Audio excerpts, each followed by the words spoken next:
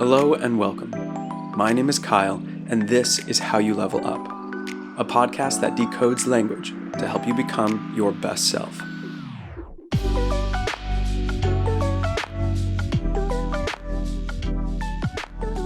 Today we ask, what is frame control? To understand frame control, let's first recall to mind episode 127, where we talked about propaganda. Reusing our definition from that episode, propaganda is a form of communication used to influence people's attitudes, beliefs, or behaviors towards a particular ideology, cause, or position.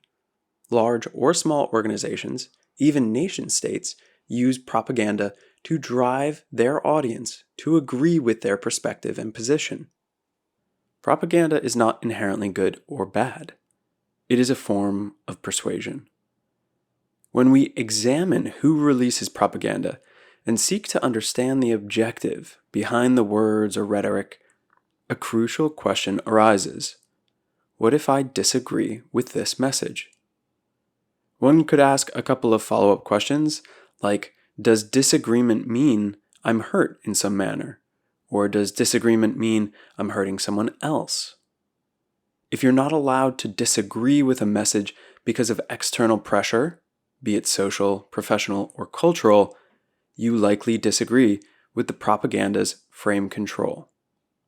Frame control refers to managing the context through which a conversation is viewed. It's about setting the terms of engagement, where one party influences how both parties perceive the situation, the conversation's direction, and its emotional tone. Frame control is not about winning arguments or dominating conversations. It's about guiding interactions towards desired outcomes. Who desires these desired outcomes? The party with frame control.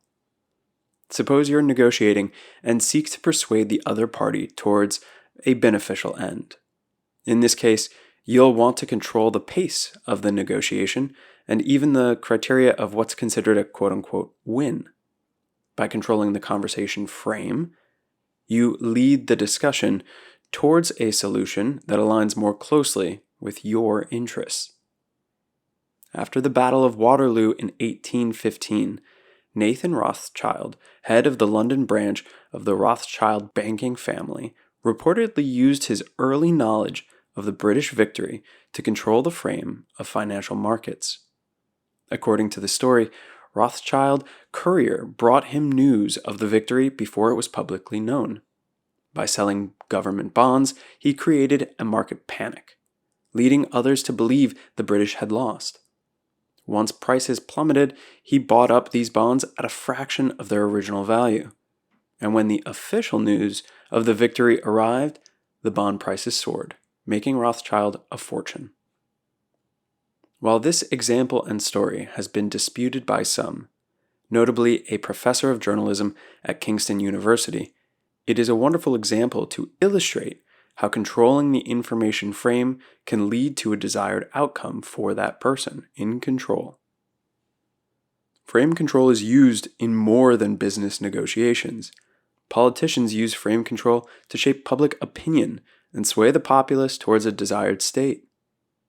Following the September 11th attacks on the World Trade Center, the Bush administration frames the response not just as a retaliation against the perpetrators, but also as a broader war on terrorism. This frame was used to justify military actions in Afghanistan and later in Iraq, despite the lack of connection between Iraq and the 9/11 attacks. The media, especially in the immediate aftermath, largely adopted this frame, focusing on the themes of national security, patriotism, and the need for preemptive action against potential threats. This narrative helped in mobilizing public support for policies like the Patriot Act, which expanded government surveillance powers, and for the invasion of Iraq, of course, under the premise of eliminating weapons of mass destruction, which we all know we later found out did not exist. By framing an issue or a crisis in a particular light, one can influence how the public responds emotionally and intellectually towards the information presented. Let's look at some other historical examples of frame control to drive home how it works. During the 1950s and 60s in the United States, civil rights leaders like Martin Luther King Jr. did a few things to shift public perception of racial issues. King's strategy involved the framing of the struggle for civil rights under nonviolent protests to highlight segregation's moral and legal contradictions. These nonviolent protests were met, not surprisingly, with violence. The hard pictures and videos of police brutality, beatings, and general hatred of peaceful African American protesters circulated throughout the country.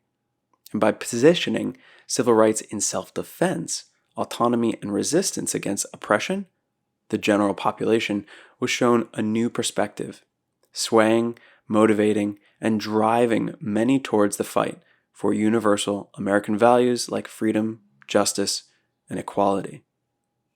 Elon Musk has consistently positioned his ventures not just as a company, but as a mission to revolutionize any industry. Musk framed electric vehicles like the Tesla car company not just as eco-friendly alternatives, but that they were superior in performance, design, and technology, challenging the established automotive industry. The narrative of Tesla was about accelerating the world's transition to sustainable energy, which attracted customers, investors, and employees who believed in the mission. It should be clear that frame control can be used in several contexts. You may agree or disagree with the frame control used in each of these scenarios, and I wouldn't argue against your opinions on the matter. What is important here is that frame control can and will be used by many people to achieve many things that you may not agree with. Frame control can even create circular thinking and can act like a gravity well, controlling a mental reference and capturing your critical thinking to shunt it before you can even begin to examine a thing. A fun example of this gravity well is Christianity's symbolism of the devil. Imagine a scenario where an individual, perhaps going through personal hardships or witnessing widespread suffering, begins to question the existence of a benevolent God. The devil, in this context, might not appear as a traditional figure of evil, but as a whisper of doubt, suggesting, if there is a God, why all this suffering? Maybe it's all human constructs, including me. In Christian theology, one insidious ploy by the devil is to build doubt in a person's mind, to question God's existence and benevolence. The devil is seen as victorious when an individual doubts the foundational aspects of their faith, leading them away from Christianity.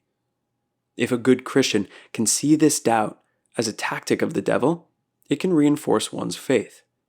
The believer might then see that their doubt is not a rational conclusion, but a spiritual battle, where overcoming this doubt of the existence of God becomes a testament to their faith in God. So, where is the frame control here? It is not in the doubt of God. It is not in the doubt of the devil. The frame control here is that any doubt of God is the devil whispering in your ear, showing you the hardships of humanity as the reasons why God doesn't exist.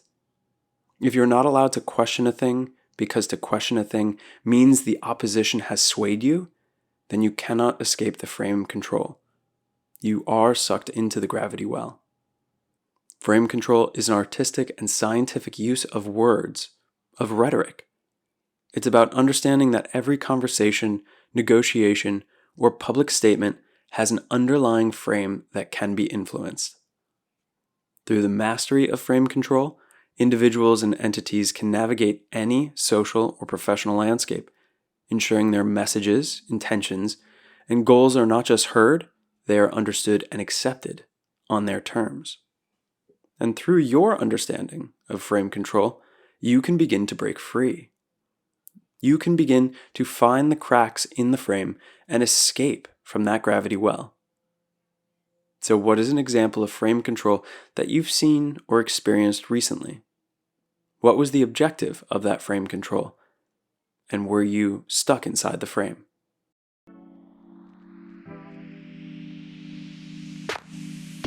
Thank you for listening to How You Level Up. If you're enjoying the show, subscribe and give a 5-star rating. There are new episodes each month asking questions about timeless communication lessons. Language is a medium for sharing, and the knowledge unpacked here can be applied to anyone, anywhere, facing any challenge. If there's a question or topic you'd like me to dive into next, send a note to any of my connected social media accounts. This is all about how you level up.